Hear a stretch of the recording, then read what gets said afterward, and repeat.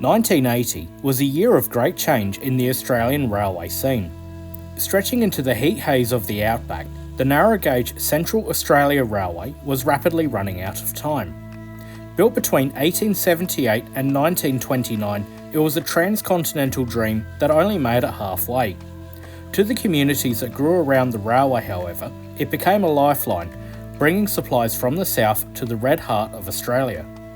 The line, however, was prone to regular floods which would disrupt train services for weeks at a time. These natural interruptions, however, were part of the railway story, a tale that became a part of Australia's national psyche. Popularly known as the Hand Ghan line, named after the famous passenger train that ran from the south to Alice Springs, it became a symbol for the outback. Trains battled through regular floods, sand drifts, and the intense summer heat to get the supplies through. The stories told on the Hand Ghan line became something of a national legend. Despite the Port Augusta to Marree section being replaced with a standard gauge line in the 1950s, tales and stories couldn't hide the fact that the narrow gauge Marree to Alice Springs section was now inadequate for the task. In 1975, construction commenced on a new standard gauge railway running from Tarcoola to Alice Springs. The advantages were immense, offering an all-weather line with greatly improved speeds, cutting the travel time from Adelaide to Alice Springs from days to mere hours. Rail enthusiasts across Australia had been cooking up various ideas to celebrate the history of the Hand Ghan line and give the railway an appropriate send-off. In 1977, Jeremy Browne, a volunteer at the Pitchie Ritchie Railway in South Australia, was one such enthusiast. He got the ball rolling on the idea of a special steam-hauled train to make one last run to Alice Springs on the old railway. Located on the first section of the Central Australia Railway to be built, the Pitchie Ritchie Railway had a number of locomotives and rolling stock previously used on the Hand Ghan line. Pitchie Ritchie's locomotive T186 was one locomotive suggested for the trip.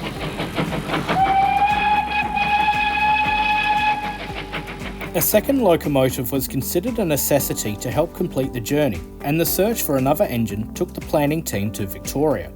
The Bellarine Peninsula Railway, near Geelong, had another T-class locomotive, T251, in their fleet, and negotiations began. Despite the eye-watering scale of the plan, work to make this steam trip through the desert continued, and by 1979, the dream seemed to be coming close to reality. Only a twist of fate could derail this plan. As it turned out, there were several twists ahead. Progress on the new standard gauge railway had been rapid, to the point that the completion date was now several months earlier than planned. In addition, the UK royal family would be involved, as Princess Alexandra was available to help officially open the new railway. Finally, the enormous logistical challenge of getting the locomotives delivered to Marree and then running them through hundreds of miles of desert would finally prove to be too much. It was back to square one. Despite this setback, the dream of an outback celebration remained alive. With a steam tour now all but ruled out, another plan was needed. One of the planning team from the Bellarine Peninsula Railway, Royce Jowett, made a suggestion. Why don't we go to Alice Springs by Kalamazoo? A Kalamazoo, or railway handcart, was once a common method for track maintenance crews to travel down the line. Named after the Kalamazoo Manufacturing Company in the United States, these vehicles would eventually be replaced by motorised trolleys, known as section cars in Australia. Kalamazoos, however, would live on, eventually becoming museum pieces, and quite possibly as a way of crossing the desert. It just so happened that a Kalamazoo trolley was on location at the Bellarine Peninsula Railway, on loan from the Tasmanian Transport Museum. Although somewhat run down, the idea of pumping this trolley the 539 miles or 869 kilometres from Marree to Alice Springs grew. By early 1980, the team would present the idea to the Australian National Railways Commission for the tick of approval. Getting the go-ahead for what became known as the Hand Ghan was somewhat easier than you might expect. The chairman of the Australian National Railways Commission, Keith Smith, just so happened to be a patron of the Pitchie Ritchie Railway. Approval in principle for the Hand Ghan was granted, with both Australian National's promotions manager and chief civil engineer both playing a part in getting the wheels turning.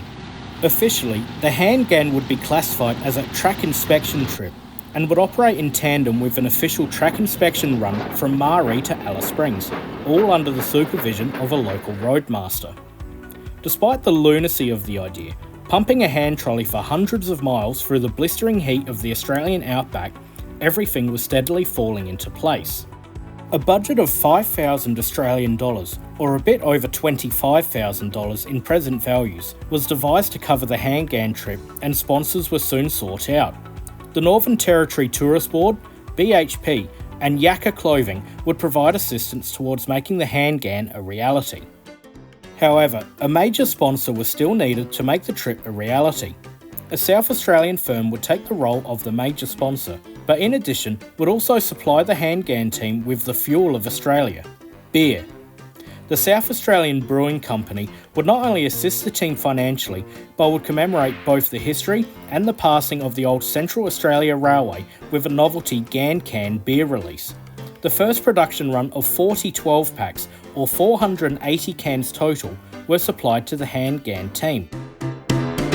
With railway cooperation, beer, sponsorships, beer, supplies and beer sorted out, work could begin in earnest on getting the Kalamazoo made ready for the long trip to Alice Springs. During the year, the trolley was transported from Victoria to South Australia and was overhauled in Adelaide. The work was extensive, with timber repairs and modifications, a mechanical overhaul and the fitting of new roller bearings to the axles. The result was stunning, and test runs proved that the revitalised Kalamazoo was ready for the long Northwards Trek. The Hand Ghan team would assemble in Adelaide, and on the 28th of September 1980, the journey would commence. The Kalamazoo and general supplies were loaded onto a trailer and driven northwards to the Pitchy Ritchie Railway in Quorn, where the team would spend the first night. The following day saw the team backtrack slightly to Port Augusta. Everyone and everything was loaded onto the standard gauge portion of the Ghan passenger service for the journey to the official starting point in Marree. From here, the rest of the journey to Alice Springs would be on the crooked rails of the old narrow gauge line. The luxury of air-conditioned carriages were now behind the team, and only vigorous pumping would see the journey to the Red Centre completed. The Hand Ghan journey would start in earnest on the 30th of September. After starting the day at the Marree Hotel, then known as the Great Northern Hotel, the Kalamazoo was on-railed, and after a media interview, the journey would begin. The first day would see the team cover the 101 kilometres or 62 miles from Marree to Kurtamerka. This day would be a hard slog for everyone involved. Despite still being spring, the weather was 40 degrees Celsius or 104 degrees Fahrenheit, and the Kalamazoo was buffeted by a headwind the whole day. The day was made even harder by the line itself. Wangiana Bank would have to be climbed. This was always an obstacle for northbound trains, but for a Kalamazoo, it may as well have been like climbing Mount Everest. Indeed, a number of Marree locals thought the team would fail at this obstacle. Despite everything thrown at the Hand Ghan team, they made it, eventually rolling into Kurtamerka. The weary group would camp out at the Fettlers' quarters and would enjoy a well-earned meal, topped off with wine and beer. The following day saw everyone rise, hungover, with the outback dawn. Two of the team had to recover their shoes, having been stolen by local camp dogs. From Kurtamerka, the Hand Ghan would travel another 120 kilometres or 74 miles to near Anna Creek. The weather was still hot, but had cooled off slightly to a more bearable 38 degrees Celsius or 100 degrees Fahrenheit. What really helped though was that overnight the headwind had changed to a gentle tail breeze. With a flatter run ahead, the team made good progress. A reminder of the dangers to early outback railway staff was found at Irapatana. A lone wheel off a Kalamazoo wrecked almost a century earlier, during a collision at Dead Man's Hill in the 1880s, was found in the ground. Despite this tragedy of the past, the present-day Kalamazoo team pressed on, with the final 20 kilometres being covered at sunset. That night, dinner was held at the nearby pub. If day 1 leaving Marree could be considered a hard slog, then day 3, covering the 120 kilometres or 74 miles from Anna Creek to Algie-Buckner was a speed running comparison. An even cooler day and a constant tailwind would ensure that the team would eat up the miles. A highlight of the day was the crossing of the famous Algie-Buckner Bridge, notable as being the only river crossing on the entire line that could reliably withstand a flash flood. Here, time for photos could be found before the Kalamazoo was taken off the rails to allow a southbound Ghan service to pass by. Spirits were high and a celebration was held in the old Fettlers camp, although one of the team would later find a snake in their sleeping bag. Day 4 would start early, departing Algie-Buckner at 6:42 am.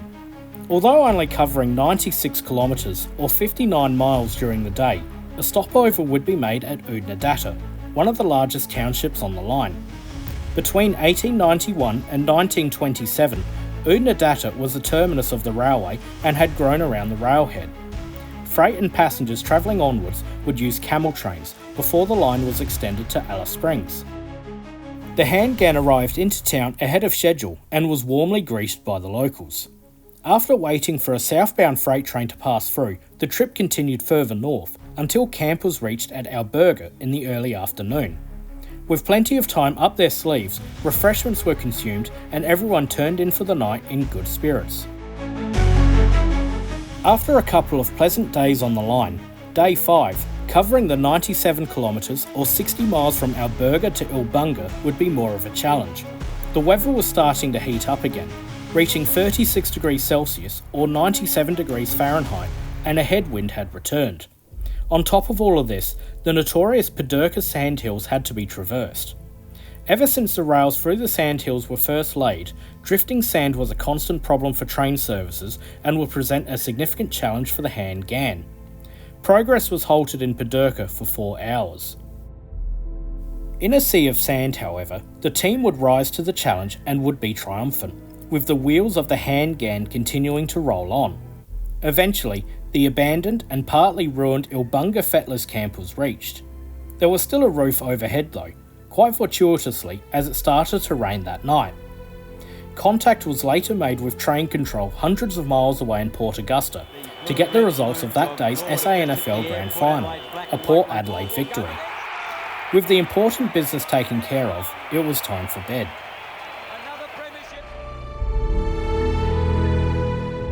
Day 6 would cover the 105 kilometres or 65 miles from Ilbunga to Finke.